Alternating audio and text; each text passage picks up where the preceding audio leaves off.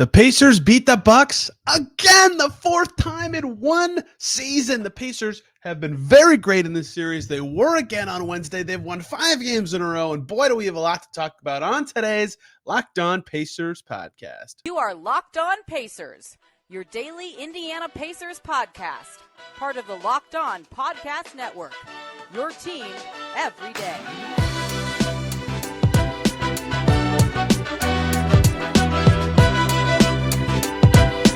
Happy Thursday, y'all, and welcome into another edition of the Locked On Pacers podcast, where we, of course, talk about the Indiana Pacers. As always, my name's Tony East. I cover the team for Forbes and SI, and today, a little inside baseball. I thought about making the intro pretending like this was Locked On Bucks, because we're talking about the Bucks again for the fourth day in a row. The Pacers have played this team 5 times in 55 days. They just played them twice in 3 days.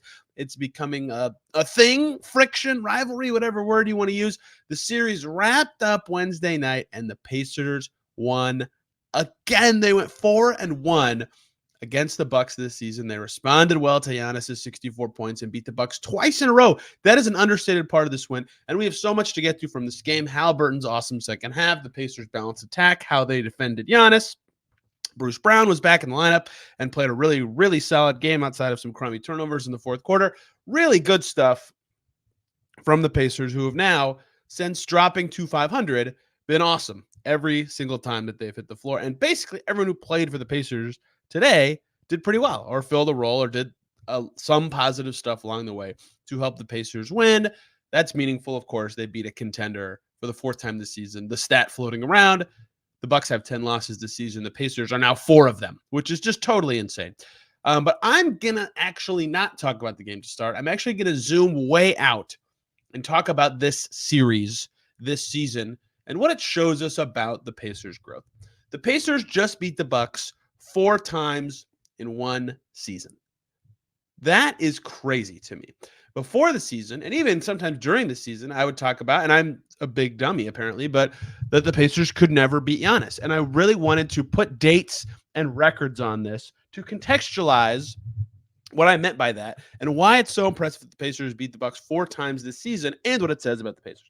So you can pull Land of Basketball is the best. They track historic series for every combination of teams in the league. So Bucks, Pacers, right? Pacers went 4-1 this season. Prior to the 2023-24 season, the 4th most recent win for the Pacers against the Bucks was March 5th, 2018. Reminder, these teams play 4 times a season and 5 times this season, right? So they play all the time.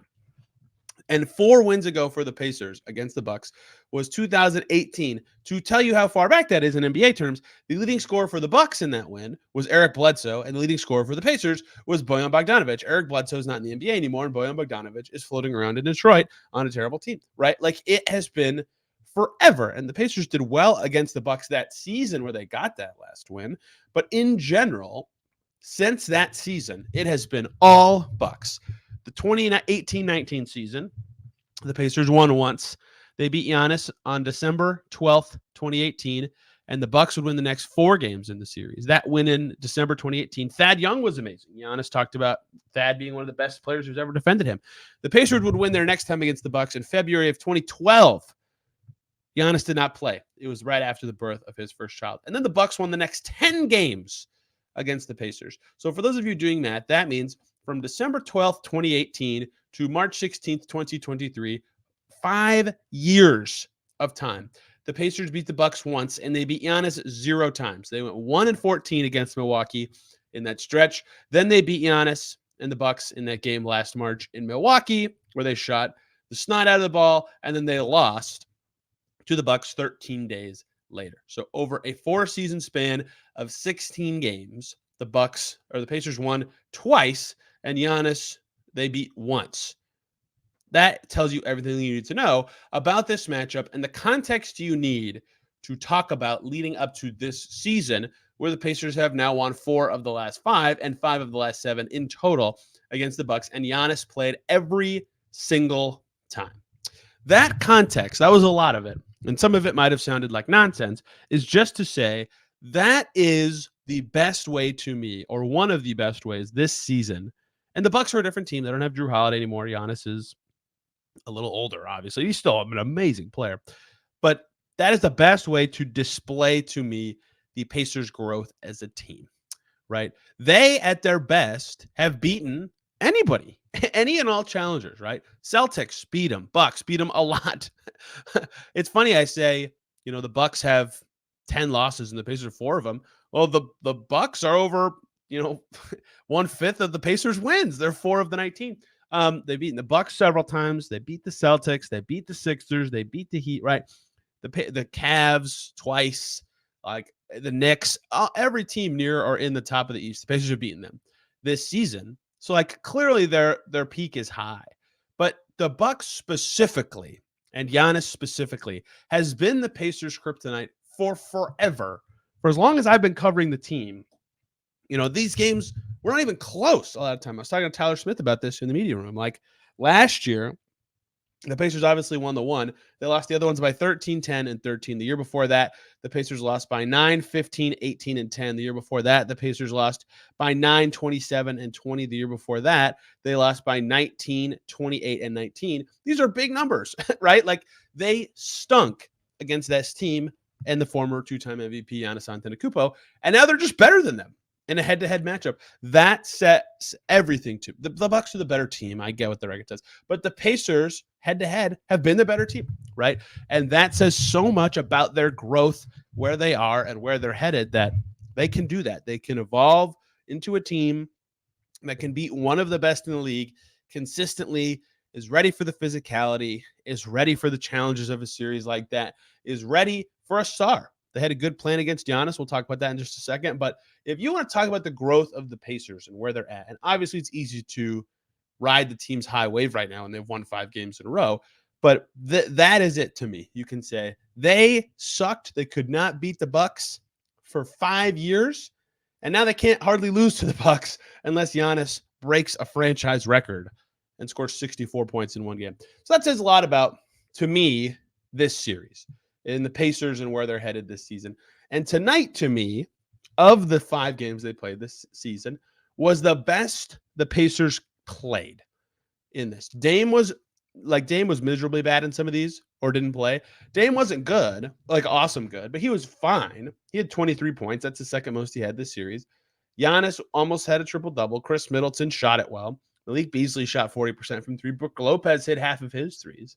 And the Pacers destroyed the Bucks starters. And the Bucks bench was better significantly than it was 2 nights ago. Bobby Portis actually made some shots. Marjon Beauchamp was healthy and played and was good. Cam Payne made shots. Andre Jackson made shots, right? The Bucks bench was significantly positive for stretches of this game, right? A lot of stuff that went wrong for the Pacers, went right for the Pacers on Monday. Didn't go right this time. The Bucks shot better from 3, 38%. The Pacers shot better from 3 themselves too, but not like so insanely hot from 3. The free throws were more even. The turnover battle was a little bit in the Pacers' favor, but the offensive rebound battle was not, right? A lot of stuff that went the Pacers' way Monday didn't. The Bucks played better, and the Pacers played way better than they did 2 days ago against the same opponent, and they beat them. Again, this says a lot about the Pacers' growth and their level right now and what their peak can be, and I'm definitely overlooking it to one win, 100%. I know I am, but I've seen so many just no chance performances for the Pacers against the Bucks to not be impressed by what they've done against that franchise this season and to get this win. And they did it very convincingly in this game. You can just look at the game chart of who had the lead and when. The Bucks were up 5 or 6 for little spigots of time from the middle of the second quarter to halftime. They're basically the rest of the game. The Pacers were ahead. They had answers. They were clicking on offense. They were defending well enough for stretches when they needed to, even with Bucks players playing well. No matter who was out there for the Pacers, they were having a good night, and they had a game plan for Giannis in a way that it was similar to the one they had Monday, but it was a little bit better. I mean, everything clicked for the Pacers. It says a lot about their growth that they can beat the Bucks 4 times in a season, and now they are 19-14, and they just survived, for lack of a better term, a very important stretch on their schedule, and are way ahead of where I had them from a win total perspective. Remember, before the Charlotte game on the 20th, a very key game, by the way, in retrospect, where the Pacers changed their defense. They would change their starting lineup 3 games later. They were about to play Charlotte, Memphis, Orlando, Houston, Chicago, New York for a 6-game stretch. And I said they need to go 4-2 in that stretch because life's going to get tough for them come January. Well, since that game, they've played 8 times. They are 6-2. They've currently won 5 in a row. They survived that stretch and came out of it looking good. They're playing maybe, and I think it's pretty easy to argue given their win streak, the best they've played all season. Maybe you could say early to mid-November, but I would argue right now. And their wins over the Bucks say it all. They win the series 4-1, and we have so much more to talk about from this game. Individual performances, the defense on Giannis. Bruce Brown is back. We will talk about it all as we continue here, starting with, to me, the complete team performance that we just saw from the Pacers. But first, this show is sponsored by BetterHelp. Right now, it's around New Year's. We all get obsessed, including myself, with how to change ourselves and how we can be better instead of just expanding on what we already are doing right. Maybe you finally organize one part of your space. I went crazy cleaning my house today. I fixed my garbage disposal. Maybe you want to tackle another, or maybe you're taking supplements every morning. Now you want to actually eat breakfast too. Therapy can help you find your strengths so you can ditch the extreme resolutions and make changes that really stick. Therapy can be helpful for learning positive coping skills or setting the right boundaries. It just empowers you to be the best version of yourself. It's not just for people who have experienced major trauma. If you're thinking of starting therapy, give BetterHelp a try. It's entirely online, designed to be convenient, flexible, and suited to your schedule. Just fill out a brief questionnaire to get matched with a licensed therapist. Switch therapists at any time for no additional charge. Celebrate the progress you've already made. Visit BetterHelp.com/LockedOnNBA today to get 10% off your first month. That's BetterHelp, HELP.com/LockedOnNBA for 10% off your first month at BetterHelp. Back here on Locked On Pacers, thanks for making us your first listen today and every single day. Of course, make your second listen Locked On Bucks. Hear about the opponent side of things here. They have 1-4 against the Pacers are the Bucks, who are a nice I should have remembered this better. 23-6 against everyone else in the NBA, I believe, is their record. I might have that wrong. 22-6. Very good against everyone else and not very good against the Pacers, who did it again. And the team effort of this all stands out to me, among many things. Tyrese Haliburton's second half was freaking ridiculous. Bruce Brown was great. So many guys were great. Okay, let's talk some individuals. Let's just rattle off some stats. This is like when, there's those memes about guys can just hang out and name old NBA role players for hours. Yes, I can do that. I could just name stats for hours about this game. Okay, Aaron Nesmith might have played a perfect game. He did not miss a shot from the field. His defense was great. He had 9 points, 4 rebounds, 2 assists, 3 steals, no turnovers, 100% field goal percentage. Phenomenal. I mean, he has games like this all the time. He only had to make 1 3 to be really impactful. And usually Aaron Nesmith's best games, he makes 3 or 4 threes.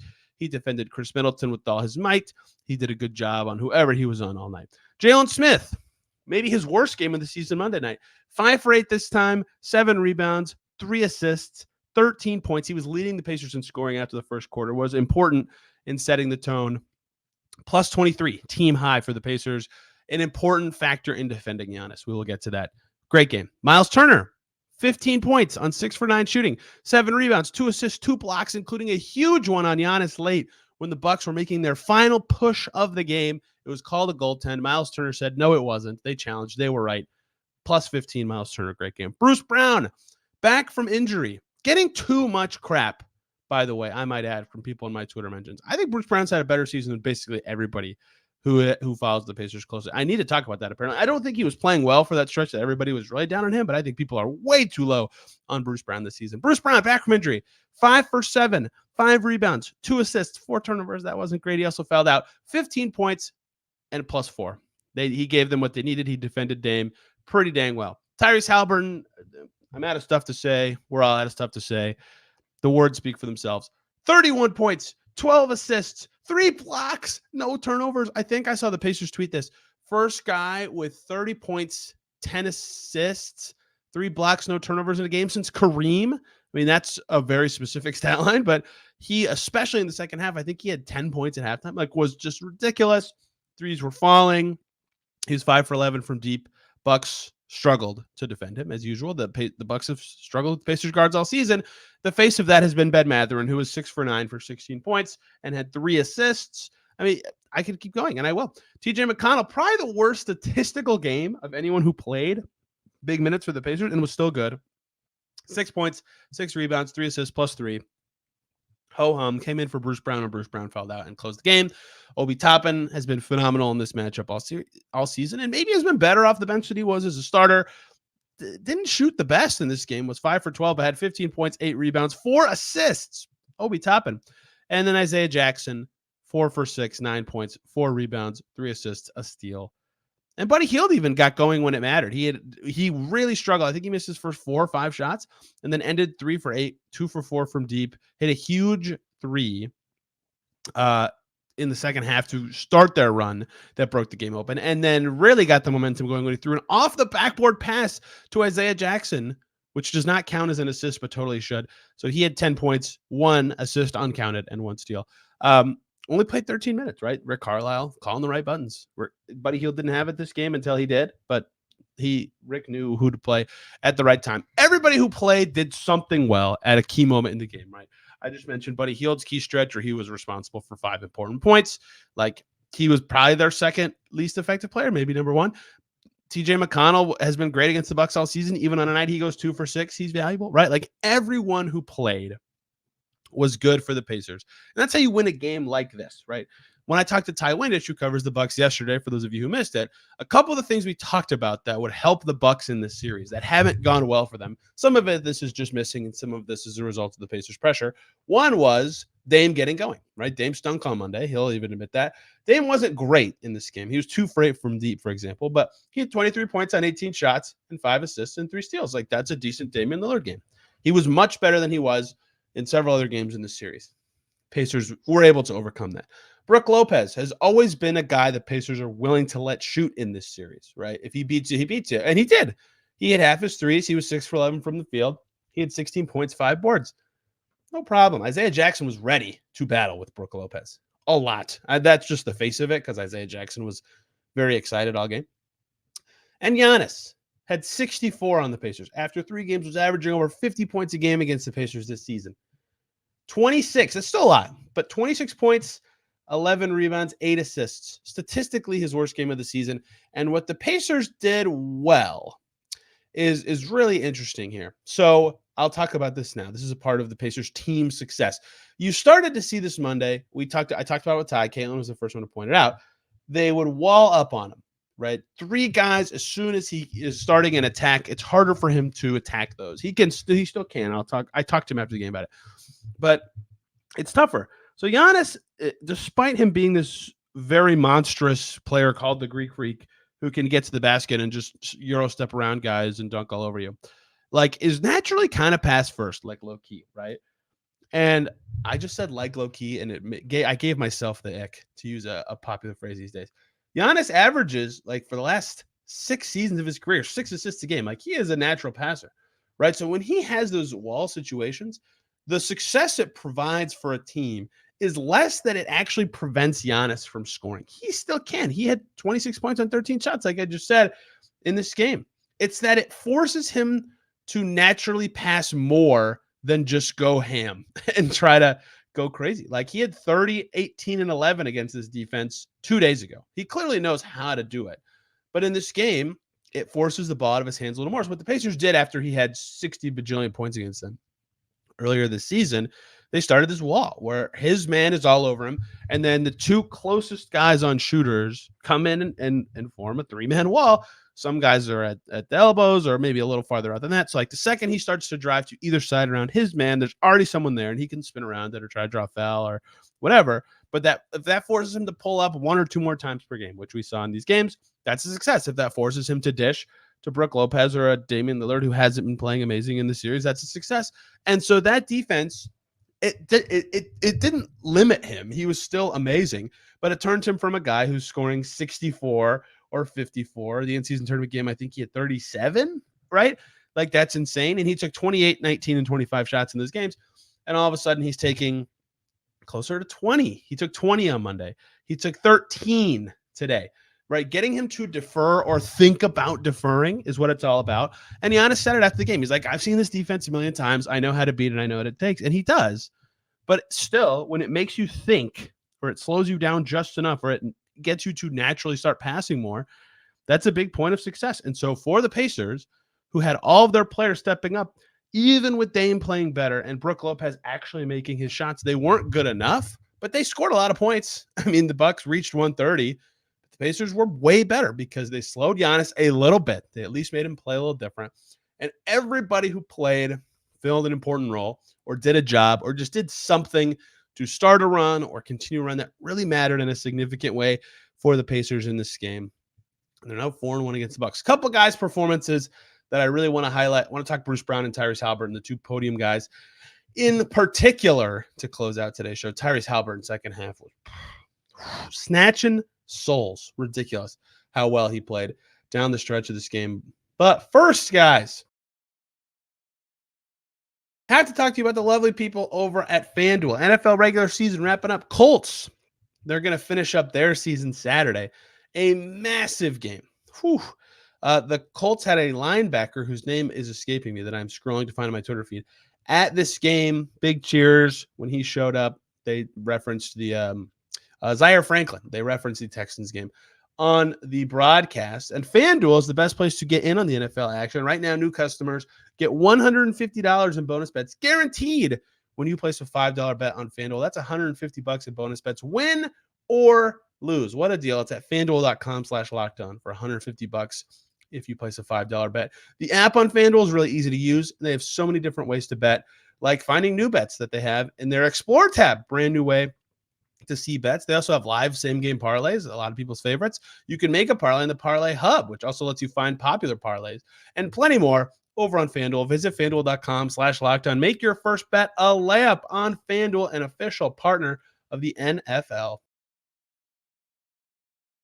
Thank you, as always, for making Locked On Pacers your first listen today and every single day. For your second listen, jump on over to, many an upset to me in the NBA on Wednesday night. Locked On Hawks, to hear how they beat the Thunder after the Thunder's best win of the season. Locked On Raptors, they just beat the Grizzlies in Memphis. Maybe that trade's working out for them. The Knicks survived the Bulls. The Pistons went to overtime. Lots of fun stuff. The Clippers beat the Suns in Phoenix. The Heat smoked the Lakers in Miami. I could go on and on. Lots of fun games for you to check out here on the Locked On Podcast Network. Well, we're talking Pacers Bucks here on Locked On Pacers, as we do. And look, we've seen it a lot watching Pacers games together. Tyrese Haliburton in the second half. I mean, this is one of his big skills to me that is very under-discussed on a bigger level. Is his ability to assess a game and figure out what is needed from him and get better throughout the game. Tyrese Haliburton was good in the first half of this game. He was +7. He had 10 points and 4 assists, right? But he wasn't like shooting the greatest. He was 1 for 5 from the field, right? He missed a 2-pointer as well. That's still a good sign, right? They were winning his minutes. They were only down 2. He made some key plays. The real star of the first half was Obi Toppin, but Jalen Smith was really good too. But 10 and 4, right? So Tyrese Haliburton at that point on pace for 20 and 8. Fine game, but he's definitely better than that. And then the second half, he's like, oh yeah, if I can just shoot over these guys, that's way better for us. Or, oh, there's a lot of space for me to attack whatever space there is. And for some reason, the second half box score is not working on NBA.com, but I can do math in my head, so we will. He finishes with 31 points, which means he had 21 of them in the second half. He made 5 threes on the night, which means he made 4 of his 6 attempts in the second half. He was 10 for 20 from the field, and he finished with 12 assists, meaning he had 8 in the second half. He just figured out, oh, this 3 for me is going to be there. And like his 3 is always going to be there because he can create a ton of space with a step back and is willing to shoot from forever away. But if he's making them, it's so hard to guard him. You have to step out so far that he can get into the paint and do whatever he wants. He just found the space to carve up whatever the Bucks were throwing at him, and the passes were there too. And that's what he does. I think that's one of the most interesting things about him is his ability to slowly dissect the game and figure out where his shots are coming from. Right, a big thing that saved the Pacers Monday night against the Bucks. Saved is the wrong word. They were already winning, but he put them away in the mid-range. Right, he was attacking Malik Beasley a lot late in the game. He would go right around his screen. Brook Lopez in a deep drop. Great. He'll throw up a floater. He'll shoot 2 mid-rangers over you. He only took 2 mid-rangers this game. He made 4 shots at the rim. He made his 5 threes. He made 1 from the left side of the court as well, kind of in the mid-range. But to get to those shots that he loves and to get wherever he wanted in the second half, just a phenomenal game. And that's the half where the Pacers just completely took over. I mean, they were down 2 at halftime. It was bananas to see how it evolved. Like maybe the quarterback scores will work out well. Third quarter, Tyrese Haliburton had 7 assists and 6 points, plus 13. Right, everyone in the starting five was on fire in that quarter, and it's not like you would go, "Oh, that's so bad luck for the Bucks." They were just making everything. They were creating open shots every trip down the floor. They were getting steals. They were getting out in transition. It was truly Pacers-ian on the offensive end. And then in the fourth quarter, the Bucks played pretty well. They scored 33 points. They limited the Pacers a bit. He had over half of the Pacers' points in the fourth quarter, like an under-discussed part of this game because they were up so much. It was very lighthearted at the time. The Pacers scored 29 in the fourth. Haliburton had 15 of them. He was so good in the second half of this game against a team that, again, usually gives the Pacers bugaboos. He said, nah, I'm better. He was the best player on the floor in this game. Quite frankly, they needed every ounce of what he's given them in past games. He was phenomenal, especially in the second half. And that's why a Pacers team that was down 2 at halftime could score 47 points in the third and win the second half handily by 14 points to win the game by 12. He was ridiculously good, as he usually is. Bruce Brown was back. I alluded to his stat line earlier. No answers figured out here for the Pacers on their starters and what it's going to be when they're fully healthy, because Andrew Nembhard didn't play with his back injury, unfortunately. He was listed questionable, so I would not expect him to have a lengthy absence. Perhaps we get answers sooner rather than later.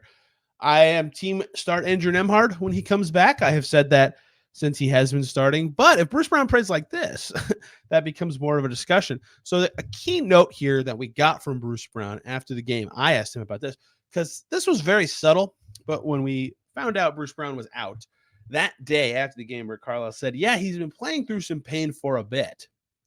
And so we want to get it fixed and get it right. And I was like, a lot of people recently have been, concerned with Bruce Brown's play, thinking he's not playing well. And again, I'm higher on him than most, it seems like.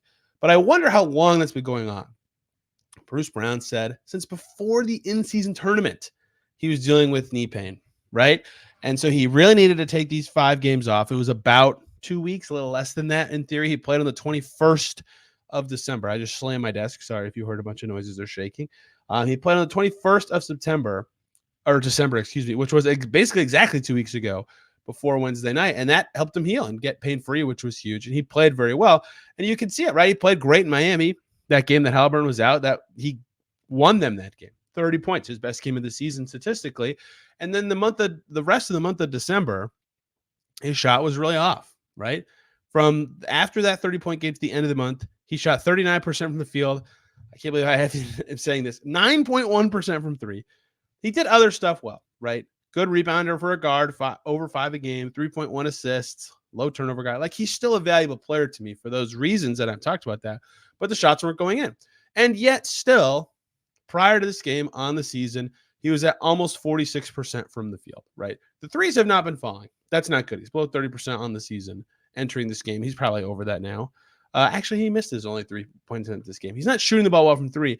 Like, he still gets into the paint for his shots and can spray out nice passes and is still a nice initiator and doesn't. I mean, he had a lot of turnovers in this game, but typically does not mess up. His turnover rate's below 10% entering the night. Like, I value that kind of player, and particularly in this matchup, he's valuable because they've tasked him with some very tough defensive assignments of guys that are like way bigger than him.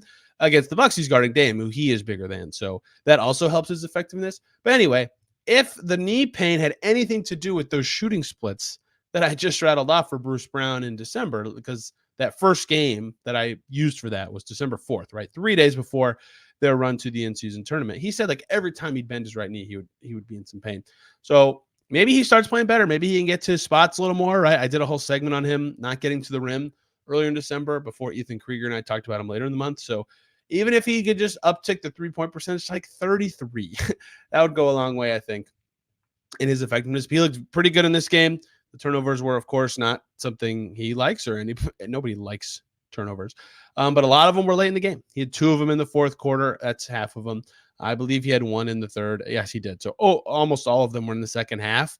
In the first half, he looked good. In the whole game, he truly looked good. But the turnovers were killer. But having him back, I think, will mean more than people are giving it credit for. But I am curious where the Nembhard Bruce Brown minutes will land and who will start and who will come off the bench. I think Nembhard should start, but I would understand the Bruce Brown argument. Certainly, we'll see where this all goes, but Pacers are rolling. 5 wins in a row. Hawks on Friday, chance to make it 6, and then 2 straight against the mighty Boston Celtics in Gainbridge Fieldhouse. If they can win both, if they get to an 8-game win streak and have beaten Boston, Milwaukee, New York in that stretch, it's time to have some different conversations about the Pacers. We'll see. Of course, can't put the cart ahead of the horse. Atlanta Friday, Boston Saturday, and Monday. We'll be covering it all here on the Locked On Pacers podcast. Tomorrow we'll pivot and switch it up before the Hawks game and talk some transactional stuff, like a deadline coming up on James Johnson's deal. We'll finally get to the OG Anunoby trade, what it means to the Pacers, and just some general trade stuff about the Pacers, either my thoughts or some reporting tying in with reality for this team, something I like to do just to give everybody the needed context to think about trade season. Thank you all for listening today. Lots of fun stuff to talk about from a very fun game. Pacers look great right now. Back tomorrow talking transactions, and then next week we'll talk Hawks, we'll talk Celtics, whatever happens. You know we're covering here on the Locked On Pacers podcast. I'm on Twitter at Tony R. East. This show's there at Locked On Pacers. That is the best way to reach me if you have questions, comments, or concerns. Thank you all for listening. Have a fantastic day. We'll see you soon.